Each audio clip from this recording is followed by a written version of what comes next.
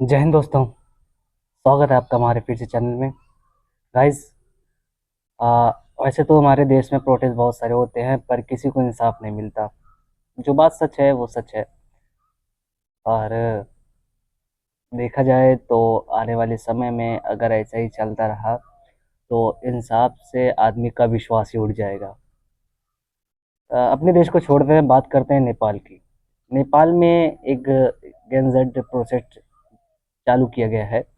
जो वहाँ के स्टूडेंट और वहाँ के जो पीपल लोग हैं वो लोग वहाँ का प्रोटेस्ट जारी रख रहे हैं।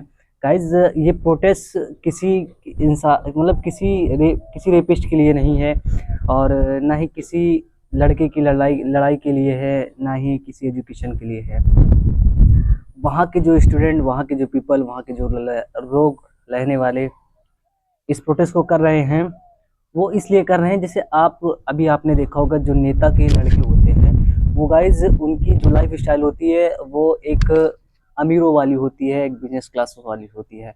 गाइज, अगर बहुत सारी बात करी जाए अभी अपने इंडिया में देखा जाए तो जो भी लोग नेता वगैरह हैं उनके लड़के कहीं अमेरिका में पढ़ रहे हैं, कहीं लंदन में पढ़ रहे हैं, तो किसी चीज़ के अध्यक्ष बन चुके हैं, किसी चीज़ के चेयरमैन बन चुके हैं। लेकिन जो हम जैसे लोग हैं, और जो हमारे घर के बड़े हैं या हमारे जो उनको वोट दे के जिताते हैं, गाइज उन्हीं के घर के लड़के, उन्हीं के घर के भाई, उन्हीं के घर की बहनें नॉन एजुकेटेड हैं। और विदाउट डिग्री, उनको डिग्री है उनके पास पर उनको कोई जॉब नहीं मिल रही है। और वहीं नेता के लड़के, जो भाई मैं क्या बताऊं, जिसको बल्ला तक पकड़ना नहीं आता उसको बीसीसीआई का चेयरमैन बना दिया गया है। गाइस, उसने, मैं यकीन से कह रहा हूँ, उसने कभी एक भी मैच नहीं खेला होगा ढंग से, वो बीसीसीआई का चेयरमैन है। आइए, वैसे तो इंडिया में बहुत सारे मामले अगर मैं बयां करता रहूं तो बहुत बहुत बहुत लंबी लाइन चली जाएगी। पर नेपाल की मैं बात करूं, नेपाल में जो प्रोटेस्ट हुआ वो भाई स्टूडेंट ने और वहाँ के पीपल लोग, वो प्रोटेस्ट करप्शन को लेके हुआ। करप्शन को लेके क्यों हुआ?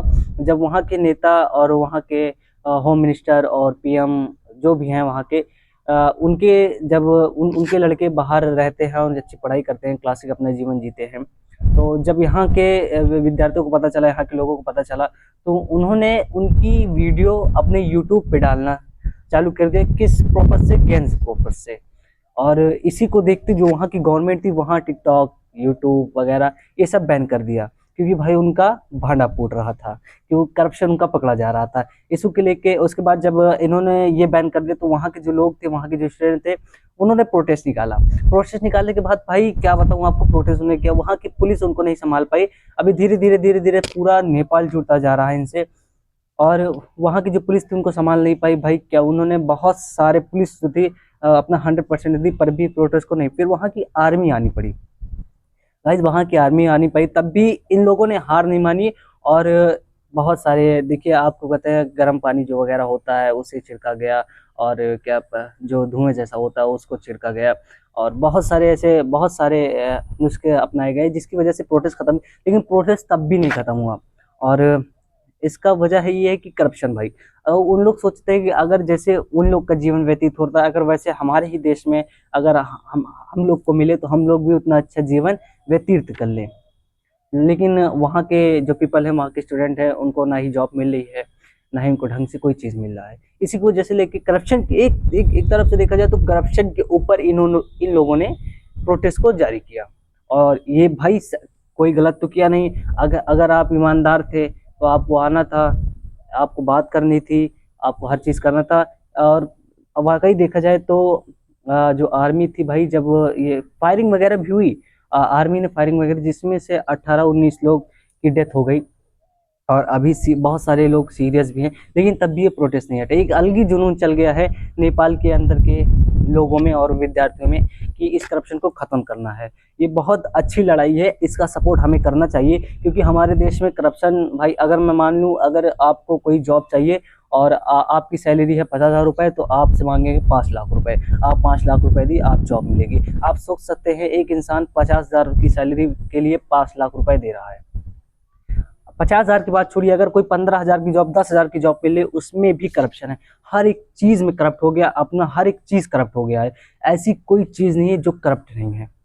हर एक सिस्टम करप्ट हो गया है, हर एक चीज करप्ट हो गया है। मैं अपने देश की बात नहीं, मैं सारी कंट्री की बात कर रहा हूँ, ऑल ऑल कंट्री की बात कर रहा हूँ।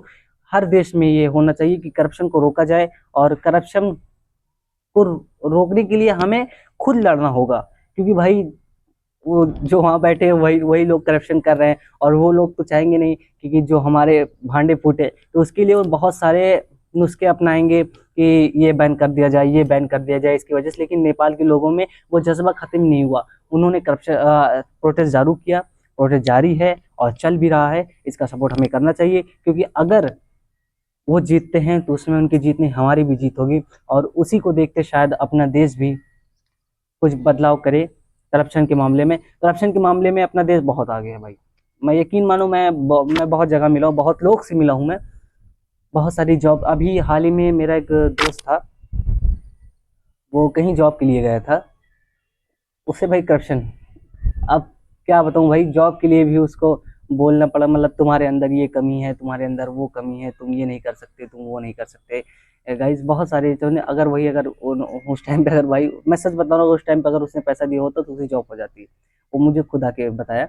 पर भाई दबे कोई दिक्कत नहीं है, जो होता है वो अच्छे के लिए होता है, लेकिन ऐसे सोचने वाले हमेशा नीचे ही रह जाते हैं। और हमें लड़ना चाहिए, हमें करप्शन के ऊपर आवाज़ उठानी चाहिए। तो फिर मिलेंगे ऐसी एक वीडियो के साथ। जय हिंद दोस्तों, जुड़े रहिए हमारे चैनल के साथ।